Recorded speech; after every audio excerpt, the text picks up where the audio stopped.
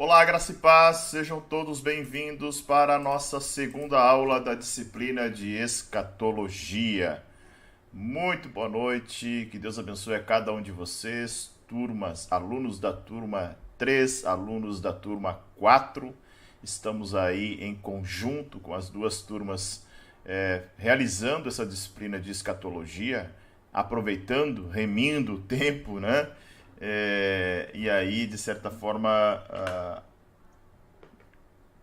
providenciando e proporcionando que todos os alunos das duas turmas possam usufruir dessa disciplina nesse momento. Começando, já deixa o seu like, é muito importante para o canal.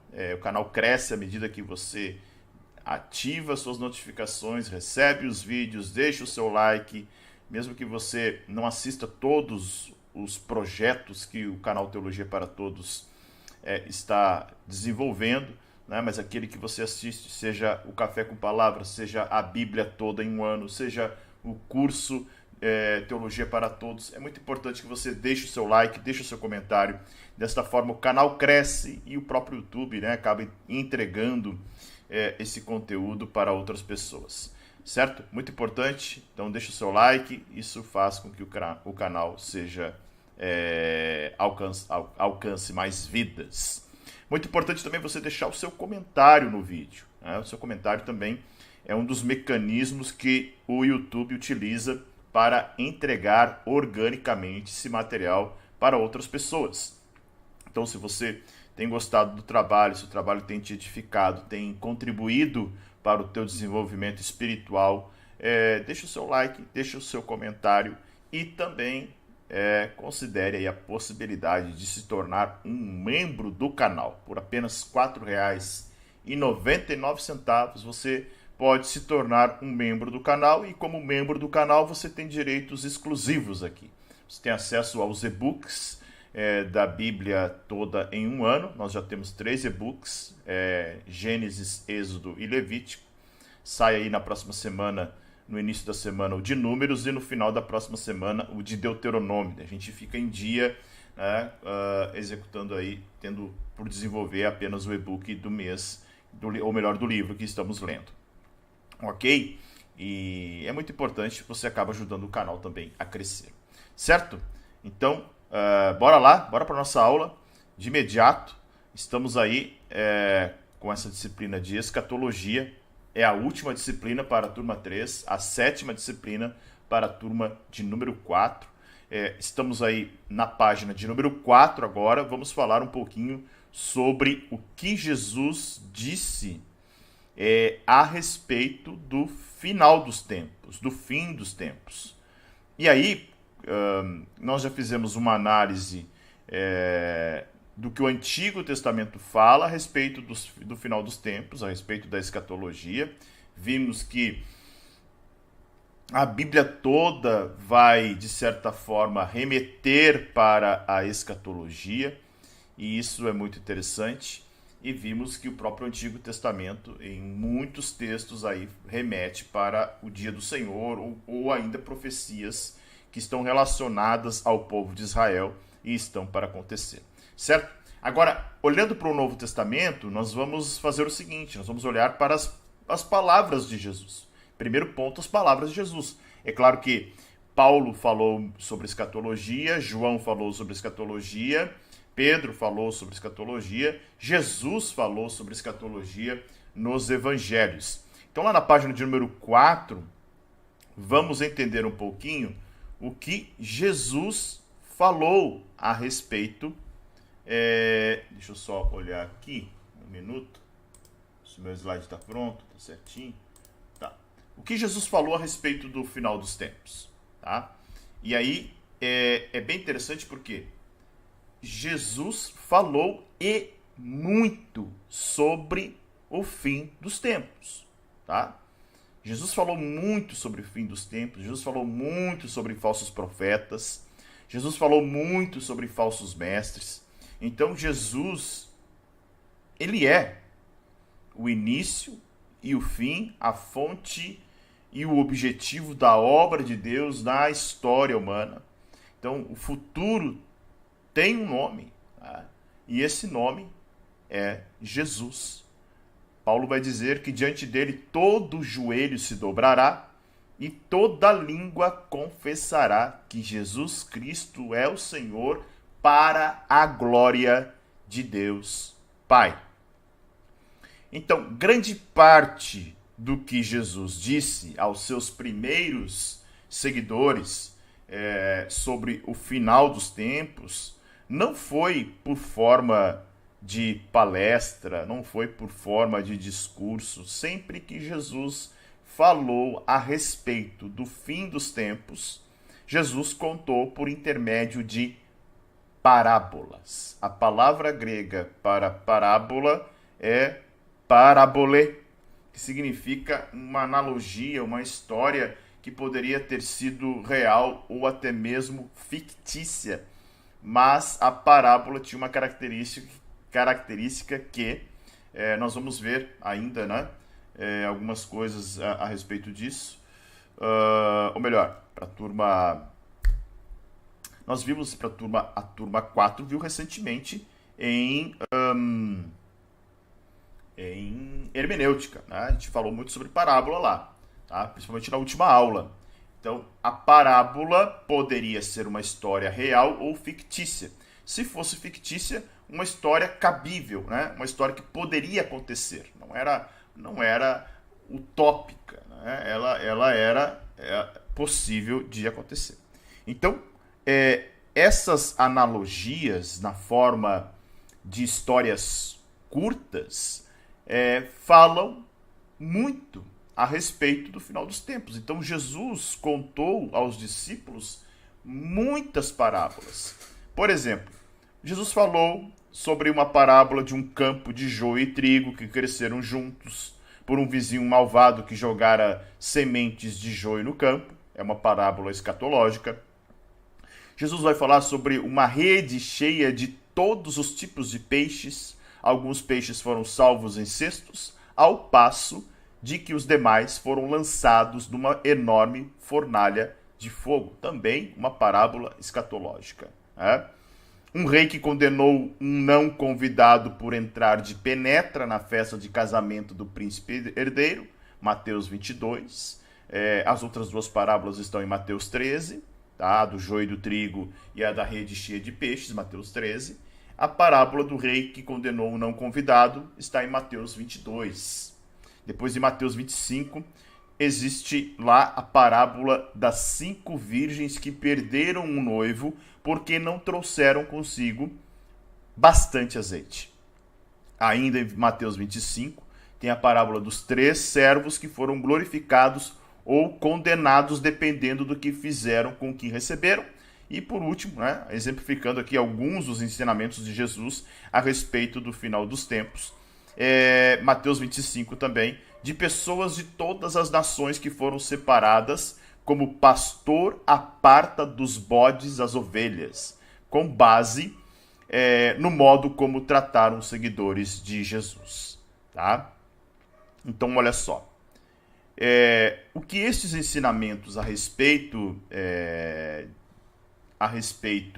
do fim dos tempos, a respeito de Jesus ensina, é o que basicamente todas as escolas de interpretação escatológica também creem, tá? E são pontos comuns nas interpretações escatológicas. Primeiro ponto, tá? Jesus voltará.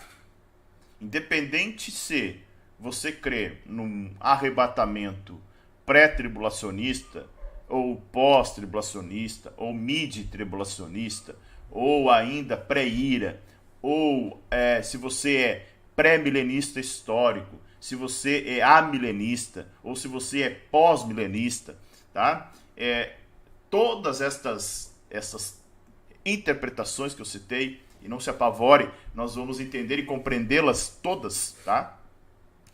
Todas elas partem, e elas têm 3, embora diferem muito, todas elas possuem 3 pontos em comum. Quais são os pontos em comum?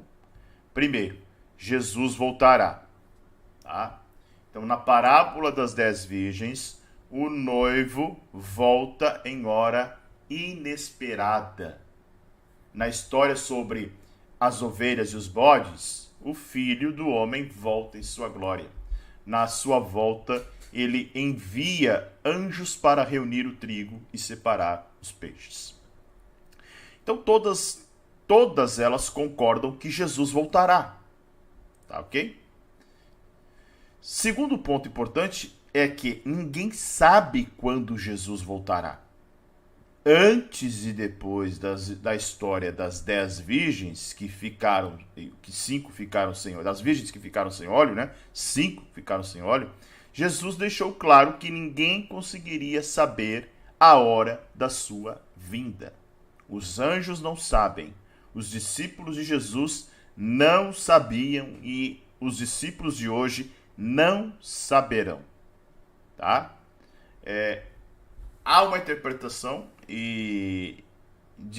até mesmo quando Jesus estava na Terra, ele não sabia. Tá?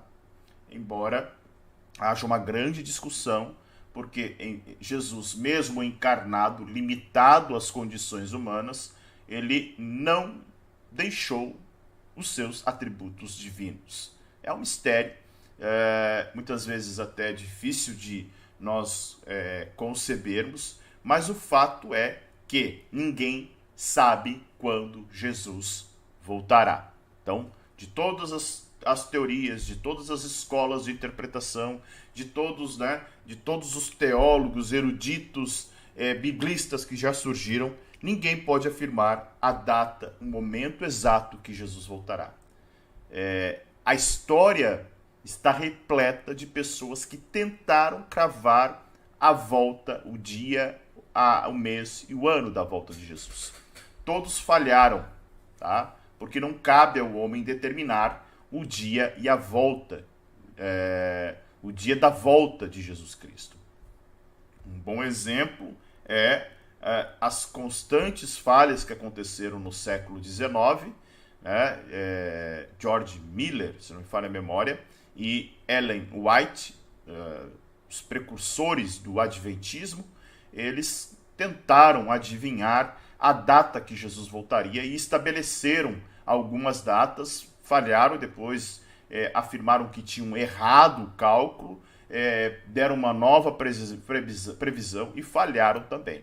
Então, não há ninguém que sabe o dia e a volta, o dia da volta de Jesus Cristo. O terceiro ponto muito comum e que também está relacionado nos ensinamentos de Jesus é que haverá um julgamento final. Jesus voltará, ninguém sabe quando ele vai voltar e haverá um julgamento final. Está lá na página de número 5. Depois de separar o joio do trigo, os anjos jogam o joio em um lugar de fogo onde os condenados rangerão os dentes e prantearão de agonia. Destino semelhante aguarda os peixes que não foram colocados no cesto, né? Aqueles que não foram convidados para a festa, o servo que guardou para si o dinheiro do seu senhor, né? E vai ouvir servo mau e infiel, e os bodes que rejeitam os irmãos e as irmãs de Jesus. Tá? Então, quando falamos das parábolas sobre a vinda de Jesus e também quando falamos das escolas de interpretação escatológica, elas possuem esses pontos que nós poderíamos chamar de denominador comum dentro desta estrutura, certo? Onde nos evangelhos podemos enxergar, visualizar Jesus falando a respeito do final dos tempos. Lá na página ainda de número 5, antes da gente adentrar com uma estrutura maravilhosa, dentro dos slides que eu quero apresentar para vocês hoje, há uma exceção a esse padrão de parábolas nos ensinamentos de Jesus sobre o fim dos tempos. Olha só. Certa vez, quando Jesus saía do pátio do templo, alguns dos seguidores apontaram para o esplendor do templo de Herodes, o Grande. Né? Herodes renovou o templo, aquele templo que tinha sido reerguido por Zorobabel no tempo de Neemias. Então Herodes repaginou o templo. Tá? E os discípulos de Jesus estavam ali embasbacados, admirados com a imponência daquele templo. E eles fizeram várias perguntas para Jesus. Apontaram para o esplendor do templo e perguntaram para Jesus. E Jesus respondeu aquilo que era impensável na cabeça de um judeu naquela época. O templo judaico será destruído. Aí, quando os discípulos chegaram ao Monte das Oliveiras, Jesus revelou uma série de eventos que estavam para ele e seus seguidores ainda no futuro. Tá? Ainda no futuro. E aí, presta atenção. Pelo fato de essas palavras terem sido ditas no Monte das Oliveiras, ficaram conhecidos como o discurso do Monte das Oliveiras. E os 3 evangelhos do Novo Testamento, Mateus, Marcos e Lucas, vão narrar esse discurso profético. Tá?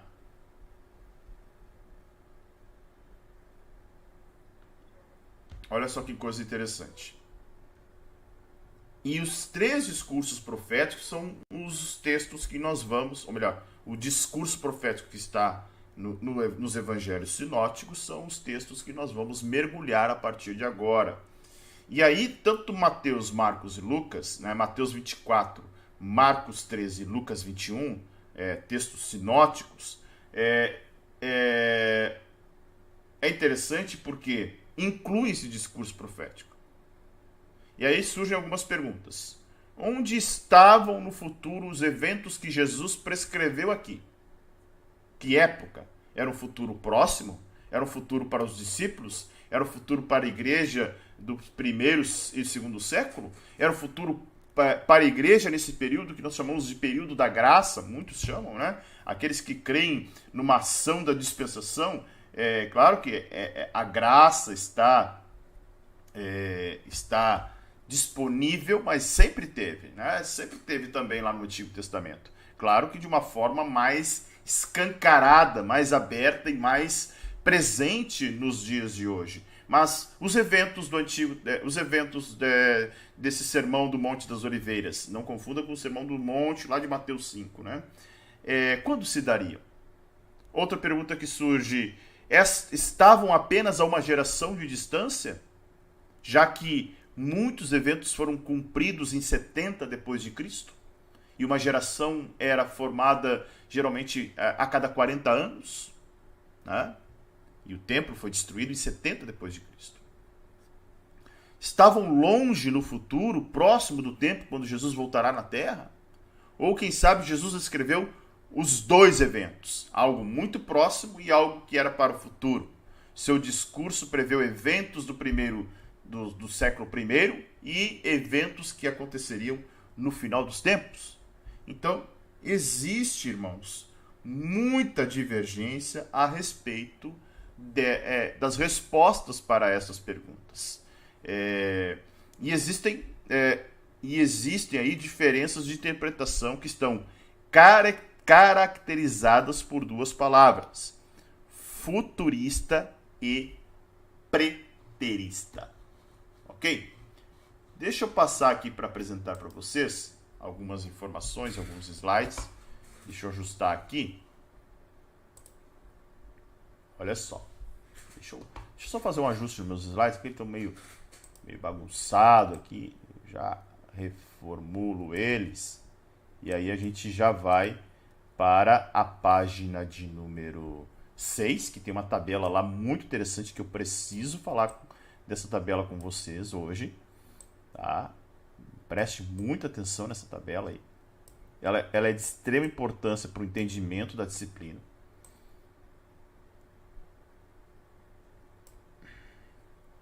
Aí, vamos falar agora sobre escatologia e alguns temas muito importantes aí. Essa parte nós já vimos, né? O que é escatos, escatom, não esqueça disso. Escatom, últimas coisas, discurso das últimas coisas. Então refere-se ao estudo do final dos tempos, inclusive morte, o estado intermediário, o juízo, o céu, o inferno, e também se refere ao tempo da segunda vinda de Jesus, certo? E aí, preste atenção em algo muito interessante, tá? Essa parte eu já vou passar. Deixa eu ver se o meu slide está mais... Essa tabela aqui, ela está lá na página de número 6. Deixa eu ver se eu consigo dar um zoom aqui. Um minuto. Deixa eu ver se eu consigo. Vamos ver aqui. Vamos ver. Não estou conseguindo dar um zoom aqui. Só um pouquinho, tá? Deixa eu ver se eu consigo aumentar aqui. Não está aumentando. Deixa eu alterar o meu slide. Essa tabela vai ficar muito estranha para vocês enxergarem aí. Um minuto. Deixa eu fazer o seguinte. Agora, nós vamos adentrar nas 4 escolas de interpretação a respeito da escatologia, do final dos tempos, tá?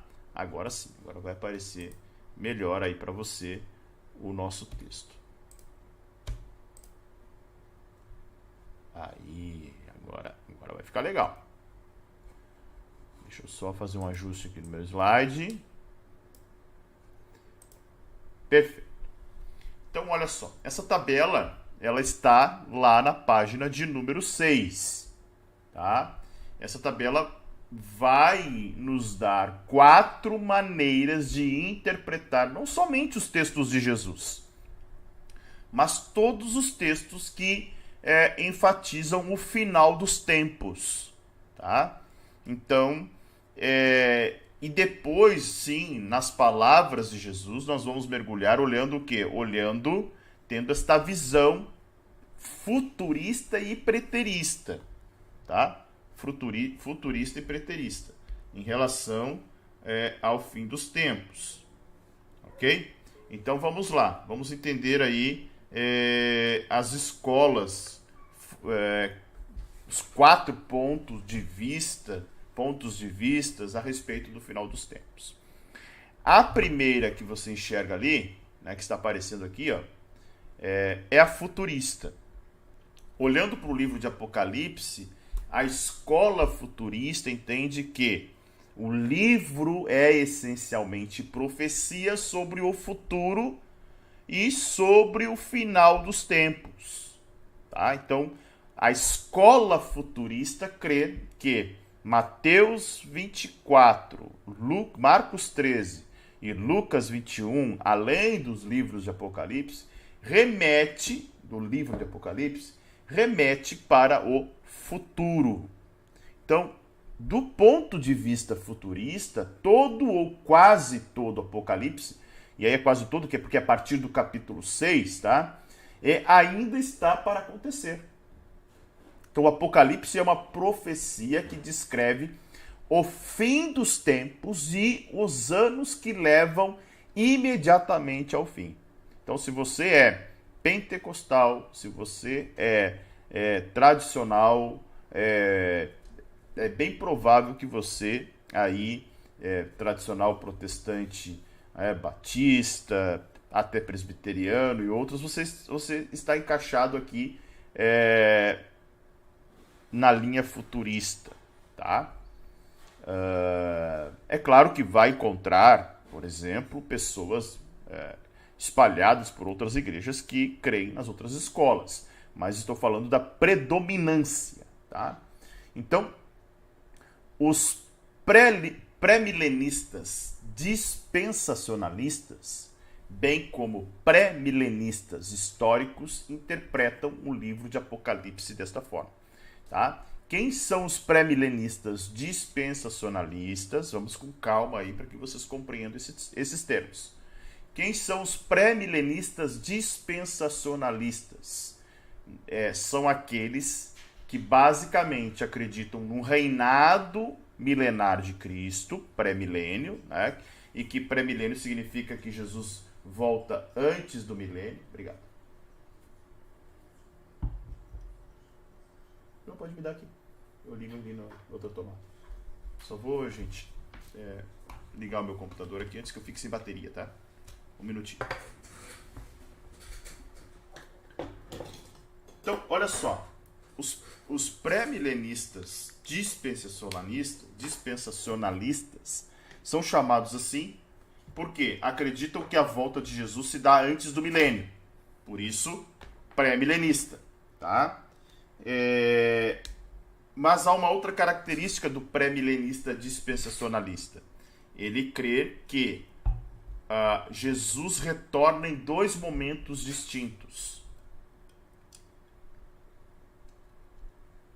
Um, para a igreja, só a igreja verá, né, que seria aquele rapto, ou nós chamamos de arrebatamento, e um outro como o segundo momento onde todo olho o verá. Já os pré-milenistas históricos também acreditam num reinado milenar de Cristo, tá? E que Jesus retorna antes do milênio. Então, nós temos lá uma categoria a respeito do milênio, que é um reinado de 1000 anos na Terra. Nós temos os pré-milenistas, que se encaixam aí os históricos e os dispensacionalistas, tá? Dispensacionalistas, Assembleia de Deus, Quadrangular, né? Pré-milenistas históricos, presbiterianos, boa parte dos calvinistas, tá? Que acreditam que pré-milenismo histórico acredita que Jesus retornará, a volta de Jesus se dá em apenas um momento, não em dois, como creem os pré-milenistas dispensacionalistas. Mas a gente vai falar mais ainda desses termos mais adiante, tá? Ok? Agora a ideia é olhar as 4 escolas de interpretação. Primeiro, futurista. Segundo, historicista. Olhando para Apocalipse, para os textos de Jesus, os historicistas dizem o seguinte, que a história da igreja, que as profecias a respeito relacionadas em Mateus 24, Marcos 13, Lucas 21, Apocalipse, né, e outros textos apocalípticos, que podem estar lá em 1 Tessalonicenses, 2 Tessalonicenses, podem estar, por exemplo, em Daniel, Ezequiel, em 1 Coríntios. Esses textos, né, essas profecias, foram cumpridas na história. Por isso, historicista. Tá? As profecias vêm acontecendo ao longo da história. Então, os historicistas veem os eventos do Apocalipse como descrições simbólicas de eventos históricos ao longo da história da igreja. E alguns futuristas até entendem, por exemplo, você já deve ter ouvido algum sermão ou algum vídeo, alguma aula, alguma pregação encaixando a história da igreja, por exemplo, na vida daquelas 7 igrejas da Ásia que aparecem em Apocalipse, capítulo 2 e capítulo 3. Tá? Ou seja, estamos vivendo o período da igreja de Laodiceia.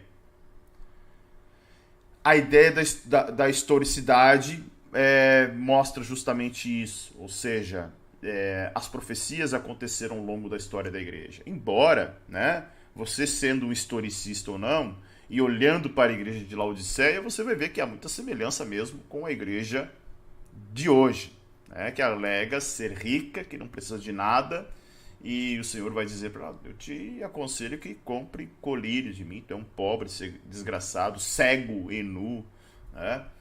Então a ideia do historicismo está baseada no entendimento que os textos se cumpriram ao longo da história da igreja, certo? Ajustando aqui para nós enxergarmos as outras duas escolas, a terceira chama-se idealista. Para ela, o livro de Apocalipse é um drama histórico, né? E não profético acerca das realidades espirituais. Tá? Ou seja, como o próprio nome diz, é um idealismo, né? Sentido figurado, um drama histórico, né? Não com característica profética em relação aos textos. Ok? Então, essa perspectiva se originou entre os antigos teólogos alexandrinos, que eram especialistas na alegoria, tá? Se vocês lembrarem de História da Igreja, que nós já vimos com a turma 3, vocês vão lembrar que Alexandria era ali realmente o centro, né, do alegorismo. Então, a interpretação alegórica, a hermenêutica alegórica vai surgir entre os alexandrinos e Apocalipse não fugiria disso, né, com uma ideia alegórica em relação à possibilidade aí do texto no seu sentido figurado. Tá? Então, os teólogos alexandrinos, os pais alexandrinos, eles, como é que eles agiam em relação ao texto? Eles acreditavam na sua alegorização a ponto de acreditar, então, no seu sentido figurado, certo? Então, esse é um ponto importante da gente entender nessa outra escola, que é a chamada escola idealista. E a última é a preterista. Para a preterista, o livro de Apocalipse é a profecia que se cumpriu basicamente no século I depois de Cristo. Ok? E aí, dentro do preterismo, há dois tipos de preterismo. Há o preterismo parcial, que vê a maioria do Apocalipse como profecia que se cumpre no primeiro século da era cristã, embora os capítulos finais de Apocalipse descrevem eventos futuros que ocorrerão no final dos tempos, então eles creem desta forma, ok? E há o preterismo completo, que é uma heresia. O preterismo completo afirma que a volta de Jesus, descrita em Apocalipse 19, foi espiritual e ocorreu em 70 depois de Cristo. Então, os cristãos, ao longo de toda a história da igreja, entendem que o preterismo completo, ele é uma heresia. Tá? Os preteristas estão encaixados em dois modelos diferentes dos futuristas. Os futuristas são pré-milenistas históricos. Eles acreditam que, após a segunda vinda de Jesus, Jesus instaurará um reino milenar na Terra, literal, de 1000 anos. Tá? Já os preteristas, eles são amilenistas, ou seja, não acreditam num reino de 1000 anos de forma literal, tá? Ou pós-milenistas, que acreditam que a vinda de Jesus se daria após o milênio. Após 1000 anos, né? Embora alguns pré-milenistas históricos também se encaixem nessa categoria, mas são raros os pré-milenistas históricos que se encaixam aqui, tá? Olhando desta forma, agora a gente precisa entender duas coisas bem importantes, que é os textos de Mateus 24, Marcos 13 e Lucas 21, nós vamos olhar não na visão das quatro escolas, porque se repetiria.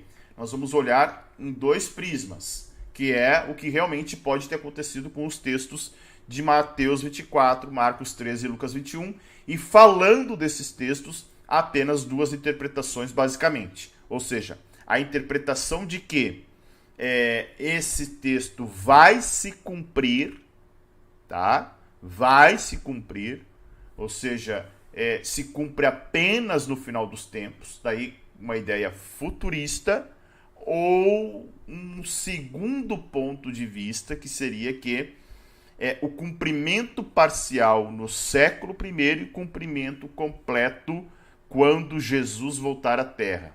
Ou seria uma ideia preterista e futurista. Tá? A tabela que você está visualizando aí está lá na página de número 7. Tá? Então, olha só, antes de nós adentrarmos nos textos propriamente ditos, tá?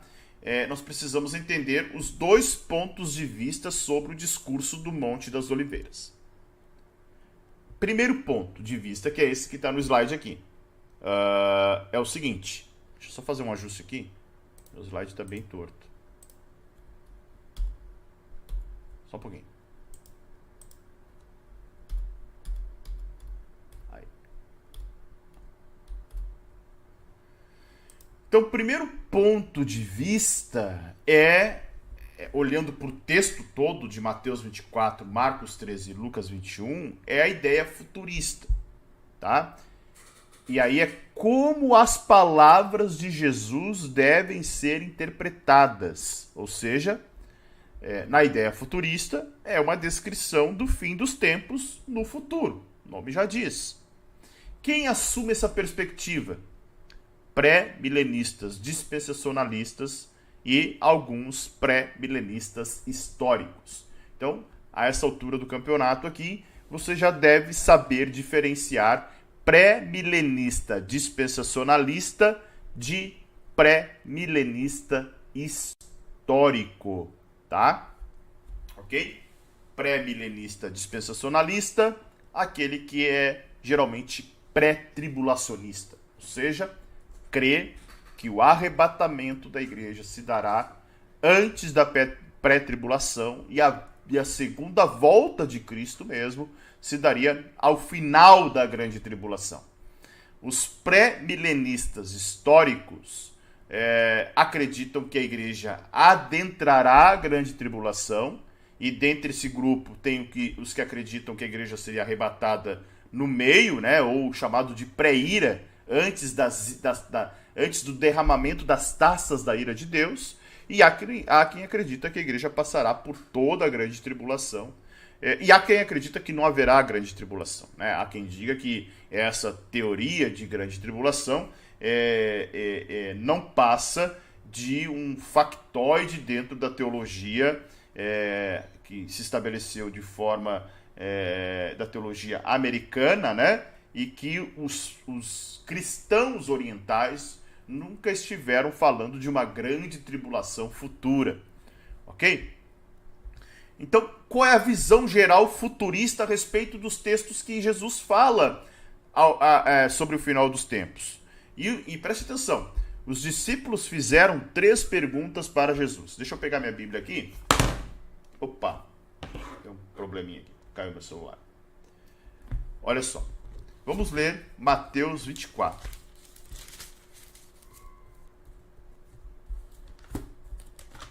Deixa eu ver se eu consigo botar a Bíblia na tela, gente. Só um minuto, tá? Acho que ficaria melhor, né? Um minutinho só. Deixa eu ver se eu consigo aqui colocar o texto bíblico na tela. Acho que fica mais interessante para nós.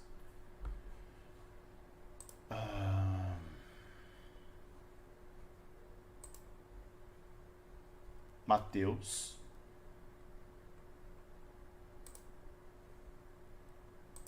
Deixa eu trocar a tradução aqui. Botar para uma NAA. Mateus 24.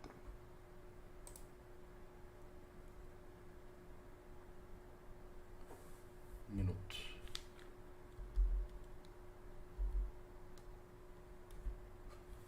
Deixa eu ver o que eu consigo fazer aqui. Ok. Aí, olha só. O texto está na tela agora. O sermão profético. A destruição do templo. Então notem que a referência fala de Marcos 13 e Lucas 21. Deixa eu aumentar o texto aqui, gente. Vou ver se melhora. Um pouquinho. Aí. O que eu fiz?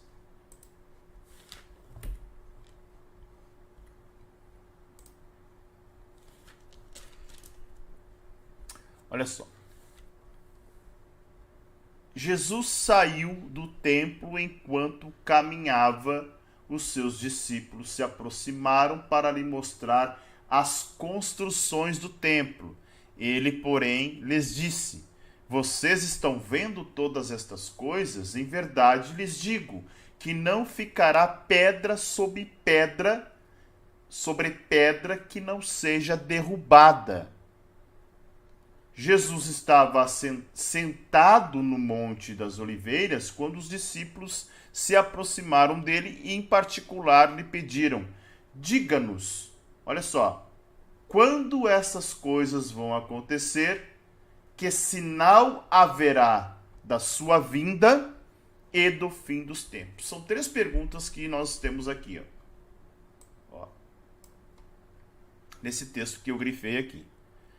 Primeira pergunta: quando estas coisas vão acontecer? Jesus disse, olha, não ficará pedra sobre pedra que não seja derrubada. Qual é a pergunta dos discípulos? Quando isso vai acontecer? Tá? Segunda pergunta: quando será a tua volta? Quando será a tua vinda? Ou melhor, que sinal, né? Qual é o sinal que haverá da tua vinda? Essa é a segunda pergunta. E a terceira é: quando se dará o fim dos tempos? Tá? Então, preste atenção nesse texto aqui, porque aqui, a partir destas perguntas dos discípulos, é que Jesus discorre falando em Mateus 24 e nos textos sinóticos a respeito do final dos tempos. Certo? Vamos voltar lá para os nossos slides. Deixa eu ajustar ele aqui. Um minutinho. Voltamos para o slide aí. E olha só. Algo interessante aqui. No Evangelho de Mateus e de Marcos, Jesus não responde a primeira pergunta. Tá? No máximo, ele descreveu a destruição do templo em Lucas, capítulo 21, verso de número 20 a 24. Tá? Que diz assim, ó. Deixa eu colocar na tela de novo. Coloca o texto na tela que fica melhor de nós lermos, né? Lucas. Rapaz, o que deu aqui? Lucas 21.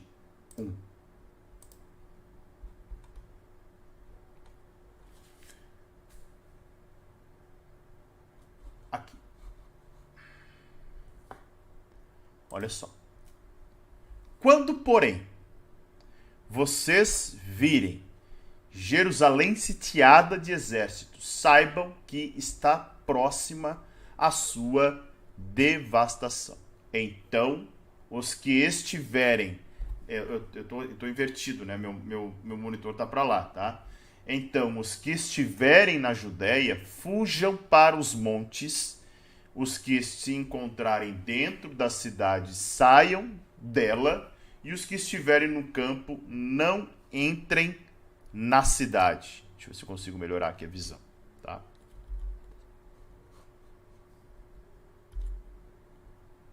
E aí o texto vai dizer: porque esses dias são de vingança para se cumprir o que está escrito. Ai das que estiverem grávidas e das que amamentarem naqueles dias, porque haverá grande aflição na terra e ira contra este povo.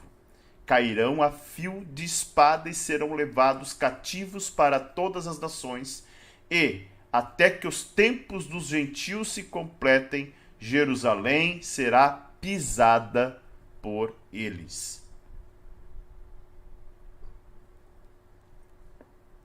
Então notem que o texto não fala, né? Principalmente essa destruição do templo, principalmente em Lucas aqui, ela é muito sutil, tá? E não fala da primeira pergunta. A primeira pergunta não é respondida, que era a destruição do templo. Então, em vez de tratar da destruição do templo, Jesus ensinou os discípulos sobre uma futura tribulação, tá? E aí é daqui que se parte a ideia da grande tribulação. E essa futura tribulação estaria perto do fim dos tempos, como conhecemos. E são 3 focos, tá? O foco de Jesus, melhor dizendo, estava sobre 3 itens: as calamidades no final da tribulação, o sacrilégio do anticristo no templo judaico reconstruído e a volta do Filho do Homem à Terra, tá? Tanto é que muitos futuristas, né, que se encaixam dentro desse modelo de pré-tribulacionismo, principalmente pré-tribulacionista dispensacionalista, crê muito na construção de um terceiro templo. Tá? Então existe essa possibilidade aí, e há quem diga que Israel já esteja, de certa forma, preparado para o desenvolvimento desse terceiro templo, né? E aí é interessante porque se isso acontecer, é um sinal do final dos tempos mesmo, né? Agora,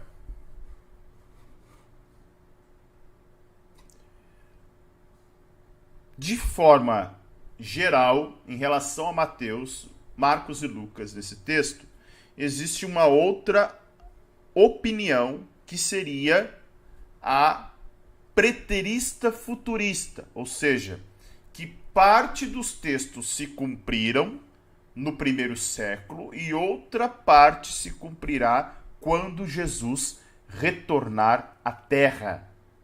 Tá bem? Então, olha só. E aí, como as palavras na visão deles deveriam ser interpretadas, as palavras de Jesus?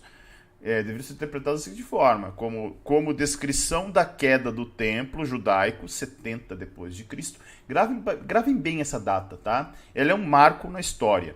Tá? 70 depois de Cristo foi a data que se encerra o que nós chamamos de judaísmo do segundo templo.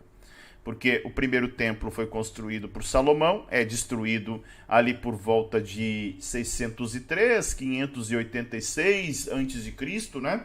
No cativeiro babilônico, pelos babilônios, e com o retorno depois, 70 anos depois, os persas, eles conquistam e vencem os babilônios e, de certa forma, acabam ganhando como despojo de guerra também, né, os judeus que estavam em cativeiro. E aí eles começam a retornar aos poucos, e uma das levas, com Zorobabel, o segundo templo é reconstruído, uma segunda versão do templo é levantada, e esse templo aí, que foi levantado por volta de 445 a.C., né, foi destruído completamente em 70 depois de Cristo. Então, ou seja, um pouquinho mais de 500 anos foi o tempo que durou o chamado judaísmo do segundo templo, que é um judaísmo que traz os fariseus, os saduceus, os herodianos, os essênios, os escribas, as sinagogas e um monte, né, de cultura judaica, um pouco trazida ali também. O próprio exemplo da língua aramaica é uma língua que eles acabam desenvolvendo na Babilônia, certo? Então, essa perspectiva preterista e futurista, ou seja, de que os textos servem, são duplamente proféticos, ou seja, era para um tempo curto e para um era para um tempo curto e para um tempo distante. Quem assume essa ideia são os próprios amilenistas, pós-milenistas e alguns pré-milenistas históricos, tá? E a visão geral era que os discípulos estavam perguntando sobre a destruição do templo e o sinal da volta do Messias e o fim do mundo. E Jesus responde, então, as duas perguntas, né? Primeiro, Jesus descreveu o tempo de aflição ou tribulação, que se acontece no primeiro período ali para um futuro curto, próximo, começaria em torno de 70 depois de Cristo, então quando os romanos destruiriam o templo, tá? E Jesus conta aos discípulos sobre o sinal da sua vinda. Então muitos entendem que este sinal se refere à volta de Jesus à Terra no fim dos tempos, certo?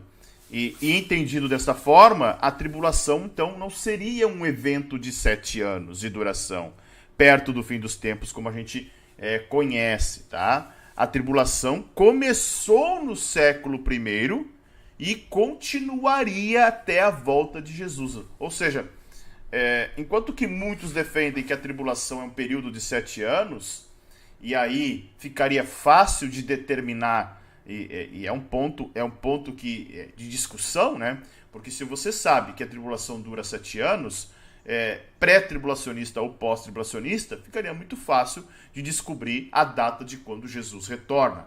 Então, por isso que talvez o pré-tribulacionismo, que é o chamado pré-milenismo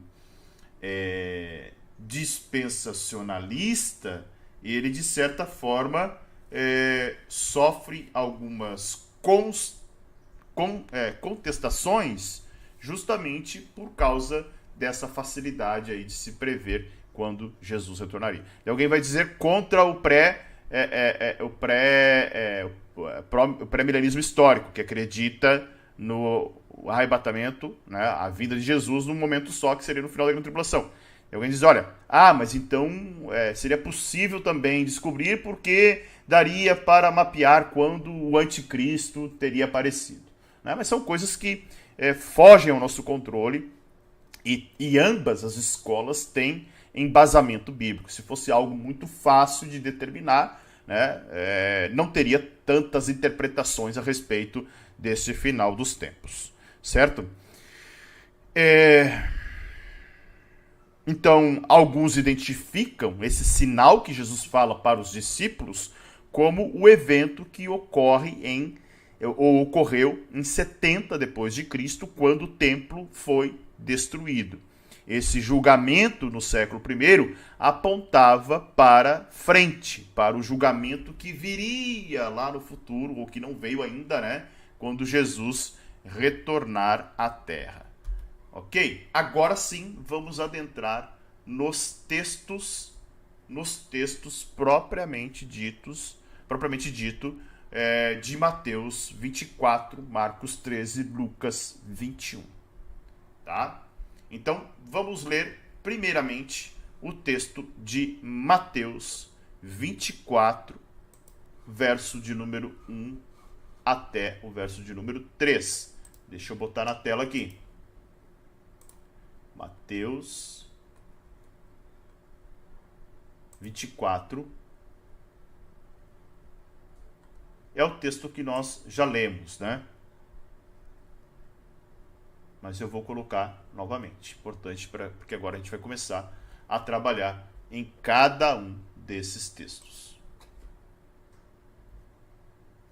Deixa eu ajustar aqui. Ó, de novo o texto na tela aí. Deixa eu ver se eu consigo fazer uma... não vai dar. Deixa eu só fazer um teste aqui, gente. Porque senão eu fico com o pescoço de um lado, aí o vídeo vai ficar muito estranho. Deixa eu ver se melhora agora. pouquinho aí, um minutinho.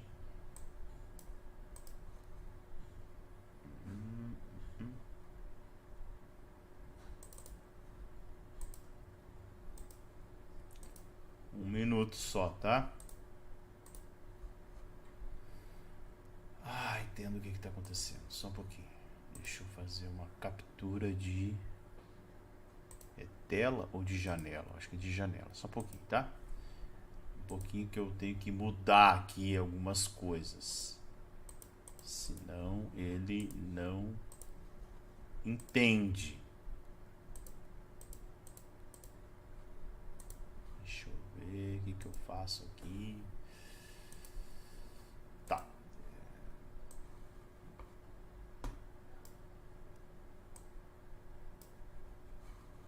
Um minutinho só, tá? Ajustando tudo aqui vai dar certo.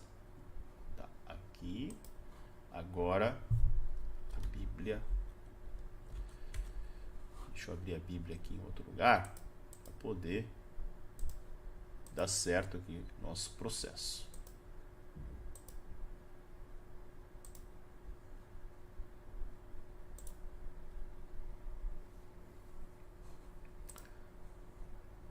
Um minuto. E aí, já coloco a Bíblia na tela.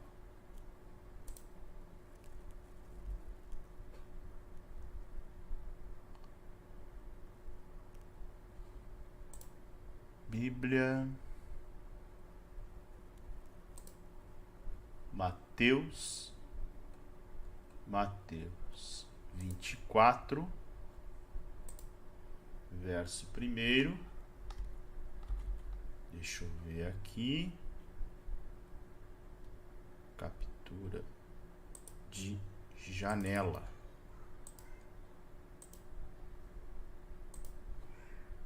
Ok.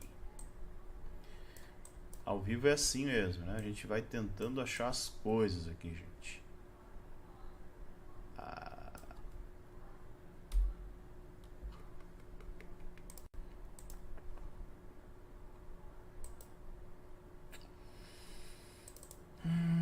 Vamos lá, Mateus. Agora sim, vai dar. Acertei. Aí, ficou até bacana. Pois bem, aí está o texto. Mateus 24. Deixa eu ver se ele está aparecendo bem, tá, né? Jesus saiu do templo enquanto caminhava, os seus discípulos se aproximaram para lhe mostrar as construções do templo. E ele, porém, lhes disse: vocês estão vendo todas estas coisas? Em verdade, lhes digo que não ficará aqui pedra sobre pedra que não seja derrubada. E aí, o princípio das dores. Jesus estava sentado no Monte das Oliveiras quando os discípulos se aproximaram dele e, em particular, lhe pediram: diga-nos quando essas coisas vão acontecer e que sinal haverá da sua vinda e do fim dos tempos. Certo? Voltamos então para o slide, onde nós temos lá agora na página. Que página que nós estamos? Deixa eu ver. Página de número 8, a queda do templo, o sinal do Filho e o fim do mundo. São as coisas que nós vamos ver agora, tá? Então, olha só. Primeiro, a visão futurista, tá? Uma visão futurista. Deixa eu só fazer um ajuste aqui, gente. Tá complicada a minha mesa aqui, é grande, mas ela tá ficando pequena de tanta coisa aqui que eu tenho em cima da mesa. Deixa eu ver se eu consigo me ajustar aqui melhor, tá? Acho que agora vai ficar melhor. Tá? Olha só então.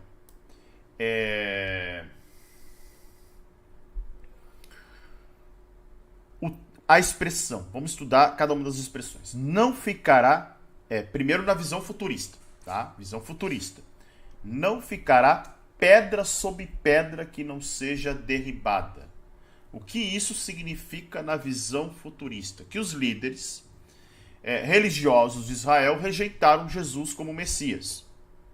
Muito, muito claro isso, né? Claro, está transparente, a gente concorda com isso. Tá? E agora sim, se tivesse, e alguém pode perguntar, e aí, pastor, se o povo de Israel tivesse reconhecido Jesus como Messias, se o povo judeu tivesse reconhecido Jesus como Messias, o que aconteceria? Na visão futurista, Jesus teria estabelecido o seu reino milenial já no primeiro século da era cristã. Tá? Agora, pelo fato de o povo ter rejeitado o Messias, Deus tirou o reino deles e permitiu que o santuário fosse destruído. Por isso da expressão, não ficará pedra sobre pedra que não seja derrubada ou derribada.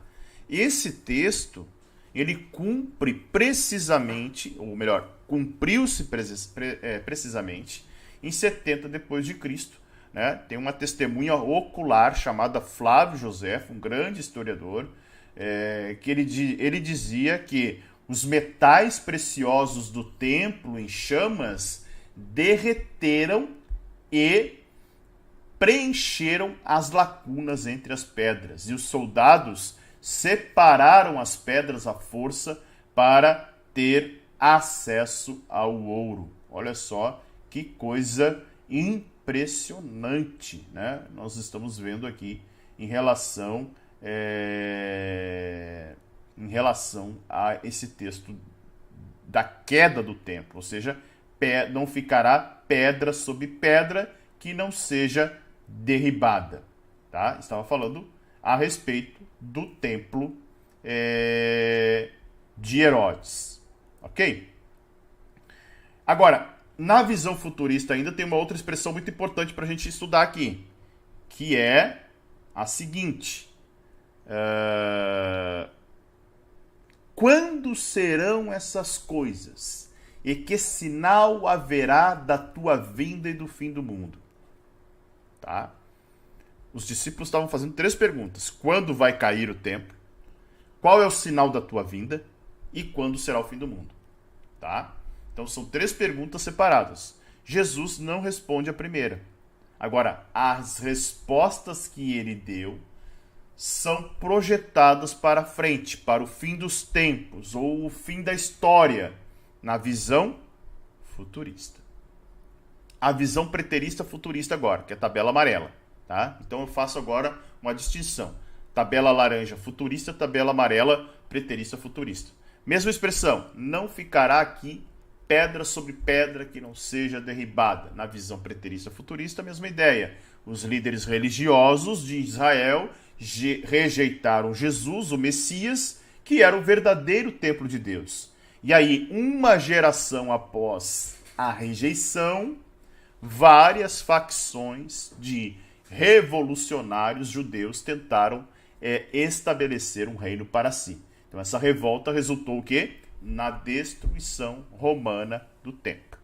E aí na visão preterista futurista, em relação a quando serão estas coisas, a primeira pergunta dos discípulos focou no modo em que eles poderiam saber. Queremos saber quando é que o templo vai ser destruído, porque o templo era bonito, era imponente, né? Era o templo, né, que mostrava ali, embora havia uma corrupção religiosa, era o templo que estava ali a presença de Deus. Né? E a outra questão é que sinais haverá da tua vinda e do fim do mundo. Então, esses não são 2 eventos separados. Sinal da tua vinda e o fim do mundo. São 2 aspectos da mesma ocorrência futura. Tá? Então, na maioria dos manuscritos gregos mais antigos, essas 2 frases compartilham um artigo definido. Então, esse padrão indica que o sinal da vinda do Messias e o fim do mundo ocorrerão ao mesmo tempo. Então, na visão preterista futurista, ou seja, ok, o templo foi derrubado, né, não ficou pedra sobre pedra, mas o sinal da vinda e o fim do mundo se darão quase que em conjunto, porque é a vinda do próprio Messias. Perfeito? Agora vamos seguir adiante. Vamos ler Mateus 24, do verso 4 até o 11. Deixa eu botar aqui na tela. Mateus 24, ó, verso de número 4 até o 11. Aqui, ó. E Jesus... Deixa eu ver se está aparecendo legal. Tá, né? E Jesus respondeu, tá? Agora em vermelho. Tenham cuidado para que ninguém os engane, porque muitos virão em meu nome dizendo, eu sou o Cristo, e enganarão a muitos. E vocês ouvirão falar de guerras e rumores de guerras. Fiquem atentos e não se assustem, porque é necessário que isso aconteça, mas ainda não é o fim, porque nação se levantará contra nação e reino contra reino. Tá? Haverá fome e terremotos em vários lugares. Texto grifado ali. Tá? Porém, todas essas coisas são o princípio das dores. Vocês serão entregues para serem maltratados e eles os matarão. Vocês serão odiados por todas as nações por causa do meu nome. Nesse tempo, muitos hão de se escandalizar, trair e odiar uns aos outros. Muitos falsos profetas se levantarão e enganarão a muitos, e por se multiplicar a maldade, o amor de muitos se esfriará. Aquele, porém, que ficar firme até o fim, este será salvo, e será pregado este evangelho do reino por todo o mundo para testemunho a todas as nações, então virá o fim. Ainda em Mateus 24, vamos ler do verso 23 até o 26. Diz assim, ó. Tá aqui, ó. É o texto que eu vou grifar aqui, tá? Ó. Então, se alguém disser a vocês, olhem, aqui está o Cristo, ou ali está ele, não acreditem, porque surgirão falsos cristos e falsos profetas, operando grandes sinais e prodígios, para enganar, se possível, os próprios eleitos. Eis que tenho predito isso a vocês. Portanto, se disserem a vocês, eis que ele está no deserto, não vão lá. Ou se disserem, eis que ele está no interior da casa, não acreditem. Tá? Voltando para o nosso slide agora, vamos para o entendimento a respeito de algumas expressões que surgem nesse texto que nós acabamos de ler. Primeiro, em meu nome. Né? Olha só, na visão futurista. Em meu nome, descreve como os falsos profetas e os falsos messias surgirão. Preste atenção, até mesmo na igreja, à medida que o fim dos tempos se aproximar. Então, tudo que a gente enxerga hoje, irmãos, é sinal do final dos tempos. Tá? Porque quando Paulo fala de doutrina de demônios, Paulo não está falando de a ideologia de gênero. A doutrina de demônios, Paulo estava falando dentro de um arraial cristão. Tá? Ou seja, o surgimento de falsos profetas em nome do Senhor, falando em nome do Senhor, é um sinal do fim dos tempos. Ainda, né? Guerras, o senhor vai falar, guerras, rumores de guerras, fomes, terremotos, falsos cristos e falsos profetas. Todos esses eventos, na visão futurista, descrevem o tempo imediatamente antes da futura tribulação de 7 anos. Tá? Ou durante a primeira parte dessa tribulação. E de acordo com a maioria dos pré-milenistas dispensacionalistas, Jesus retirará a igreja do mundo antes da tribulação. Então, pré-milenista dispensacionalista é aquele que crê no arrebatamento da igreja antes da grande tribulação. E aí alguns dispensacionalistas veem um paralelo muito grande de Mateus 24 com Apocalipse 6, ó. Mateus 24, 5, Apocalipse 6, 2, o anticristo. Mateus 24, 6 e 7 com Apocalipse 6, 3 e 4 com as guerras. Mateus 24, 7 com Apocalipse 6, 5 e 6 com as fomes. Mateus 24, 7 e 8 falando de pestes e terremotos, vai acontecer em Apocalipse 6, 7 e 8. E Mateus 24, Mateus 24, 9, falando de martírio, que também vai acontecer em Apocalipse 6, 9 a 11. Certo? E aí, a mesma estruturação agora na visão preterista futurista. E aí a gente precisa fazer um detalhamento maior, porque muitas coisas da visão preterista já aconteceram. Lembram disso? Tá? Em meu nome, mesma coisa. Né? O entendimento preterista futurista entende que esse em meu nome refere-se aos falsos messias e aos falsos profetas que reivindicam para si o status que, com razão, pertence somente a Jesus. Tá? Somente a Jesus. E aí, olha outra coisa importante. Guerras e rumores de guerras. O conflito, né? Isso visão preterista. O conflito eclodiu em 66 depois de Cristo entre os romanos e bandos itinerantes de revolucionários judeus. Já em 68 depois de Cristo, o imperador Nero suicida-se, né? E antes que Vespasiano ganhasse o título de imperador em 69, 3 outros imperadores levantaram-se e caíram em meio à violenta guerra civil. Foi o ano dos 4 imperadores, né? Algo impressionante que acontece em Roma nesse período. E aí, sob o governo de Vespasiano e depois no governo do seu filho Tito, as legiões romanas chegaram a Galileia e rumaram para o sul, destruindo tudo pelo caminho até chegar a Jerusalém, quando esmagaram a revolta judaica. Tá?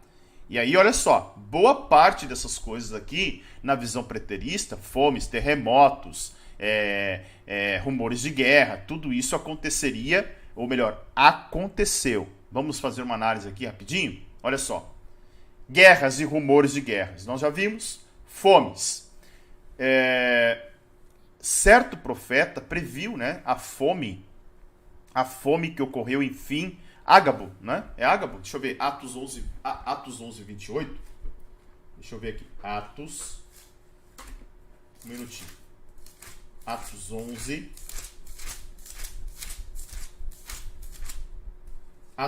28. Isso aí. E levantando-se um deles, por nome Ágabo, dava a entender pelo Espírito que haveria uma grande fome em todo o mundo, e isso aconteceu no tempo de Cláudio César. Então, a fome foi predita, né, em fins da década de 40 depois de Cristo, ok? Nos dias que antecederam a queda de Jerusalém, 70 depois de Cristo, a comida era tão escassa que uma mulher matou e comeu seu próprio bebê. Né?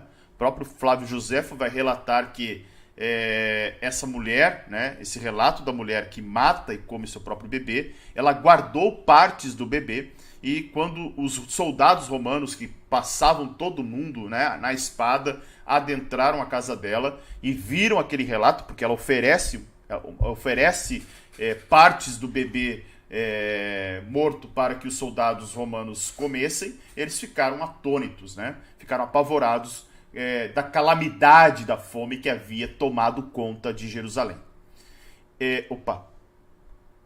Em relação aos terremotos, para você ter uma ideia, aqui fazendo comparativos em que os preteristas entendem que o texto se encaixa de forma que tenha se cumprido, tá? Sempre olhando nisso. Um terremoto arrasou Pompeia e Herculano, né? Em 62 depois de Cristo, tá?